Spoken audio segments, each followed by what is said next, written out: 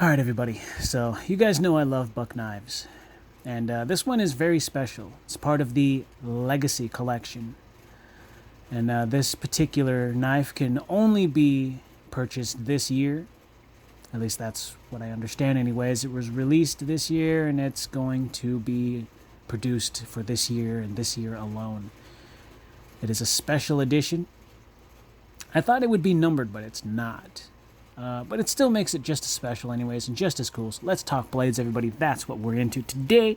Got for you guys buck knives. The special edition 110.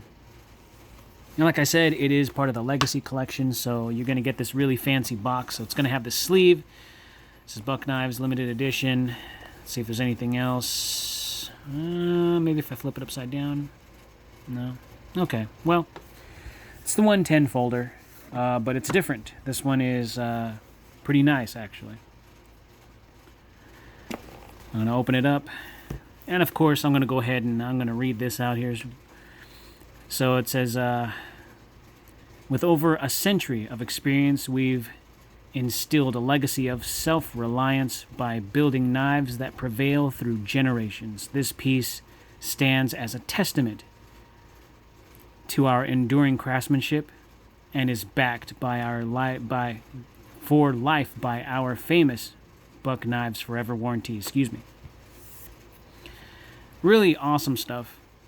Now I think this is really cool. This comes in a magnet closure type box. This doesn't really do it for me. It's not really a box that I'm going to keep around. It's got a little bit of a dent right here, as you guys can tell. And with this sleeve, it looks like it was dented way before. So maybe through transportation or something, shipment maybe. And it's really nice. It actually comes in... it's got like garbage in here. You got like this fluff. Oh, cool. Comes with a certificate of authenticity. Well, that's new. When I opened it up, I didn't even try to think looking in here for that. So this is worth keeping around right here. I don't know about the, like I said, I don't know about the box because it has all this fluff in there. But you have your typical, yeah, okay, no tactical silica this time, folks. You got your typical stuff. You got your famous Forever warranty, just in case you guys need to know about that. And, of course, it comes with a certificate of authenticity, which is... This is really cool. So, right here, you guys can pause it and read it if you want to. But yes, if you haven't already noticed, it comes with an S45VN steel. That's what makes this knife pretty special. It doesn't come with your standard buck steels. So this is a very, very interesting thing. And, of course... Like I said, I think this is more of a modern twist to a classic design. And I think they're cheating a little bit. I gotta be honest with you, they're copying Benchmade with the whole cotton sleeve thing. Come on now. It's still nice. That's still very nice. It's still really cool to have. So if I ever get rid of this thing and I don't have the original box, it's gonna come with this sleeve and with this certificate of authenticity, obviously. But I don't think I'm going to get rid of it for a long time because I really do like my Buck 110s. So pull it out, and I'm going to go ahead and just list off the things that I already know about this knife without having to go off of any script. You guys know me. I do everything in one take. So this is a lot lighter. Obviously, the original Buck 110 has brass handle scales and wooden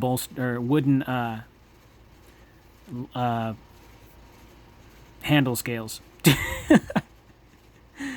Brass handle with wooden handle scales, excuse me. No pocket clip. It comes with a belt sheath, which a lot of people absolutely either love or hate.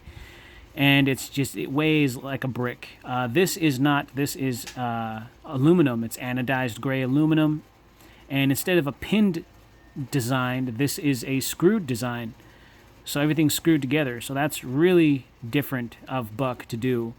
And then it comes with your thumb stud. So instead of an aftermarket thumb stud like we're used to getting, comes with one from Buck themselves. And it's at an angle so you can see. So it's It's got grooves in there, so it's easy to grip, and you pop it open like so. Now, this isn't exactly the fastest knife to open because of its back lock. But I'm sure with a little bit of practice, you can still kind of get it down. And it does still feel like the original 110 with the wide handle grip. It's not bad. It's still a 110, and it's it just feels a little chunky to me, but that's because I'm used to carrying knives that are a little bit slimmer than this. 3.75 inches is what they're claiming on this nice little clip point steel blade. So on the front you get Buck USA. On the back you get 2021 limited edition. So yeah, it's not numbered, but it's only limited to this year. BOS, so you got the Paul Boss heat treat S45 VN.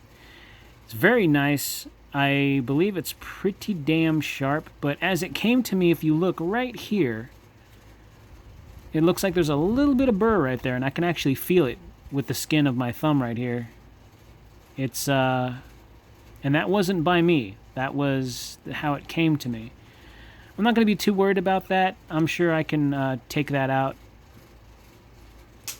Or, you know, it's very, very microscopic. It's just, I don't know why that happened, but hey, you know, whatever. Somebody probably hates their job. I don't know. So this deep carry pocket clip is really interesting. It's got the two standoffs that hold the screws, and it sits pretty damn well in the pocket. I've put this in my pocket just to see how deep it goes, and it's my first time ever seeing a deep carry pocket clip on a buck knife, so it works. And I really do like it. I have this strange feeling like you can switch this over, but I'm not going to try that. I don't know if that's going to affect the knife because of this back spacer right here. But it could. I think it's possible. It looks like it's possible. But don't quote me on that. And because of this being a very limited edition, it's not something I'm going to go taking apart anytime real soon. So the back lock is nice and strong. The knife is much lighter than the usual 110, obviously. My original 110 I used to just drop in my back pocket, but I felt it all day, every day. It was the most heaviest thing.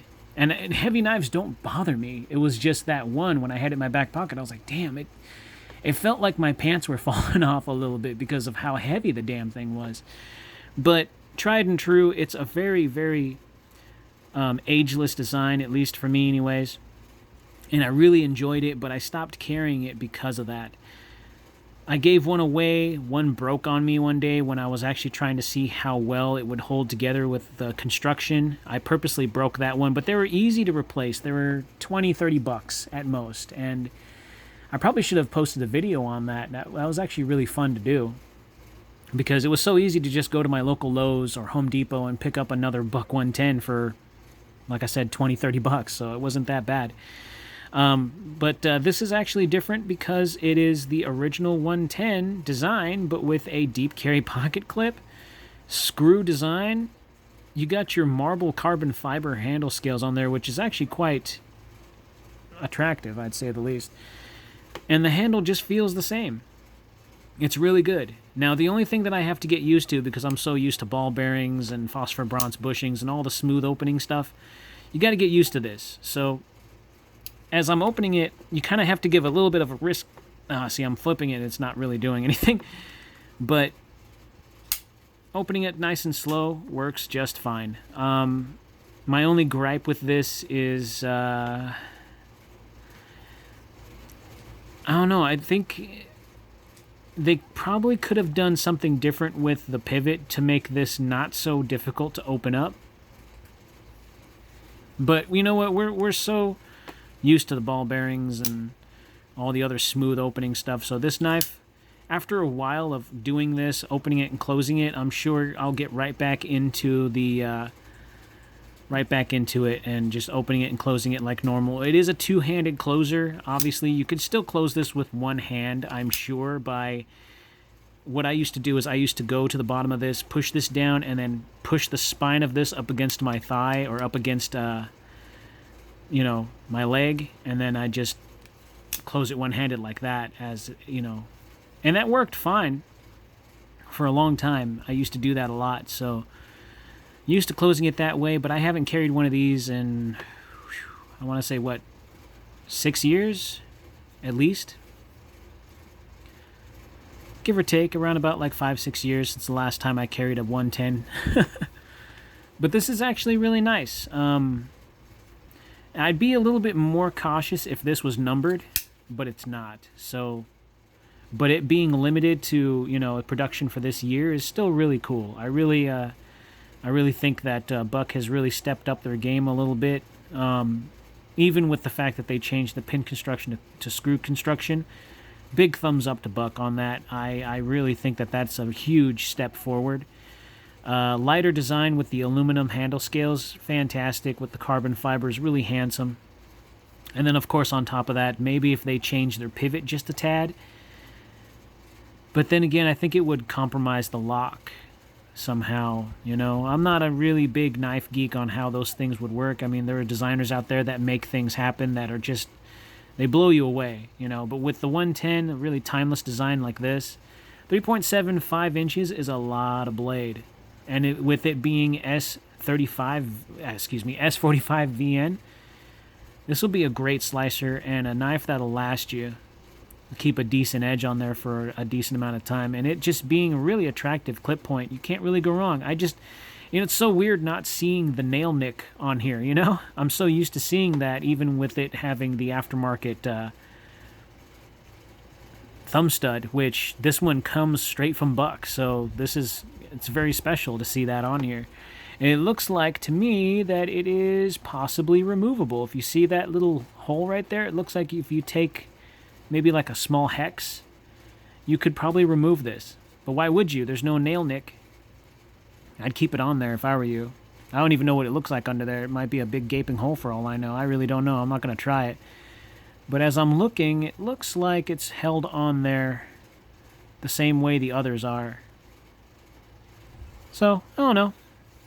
Each to his own. Give it a shot.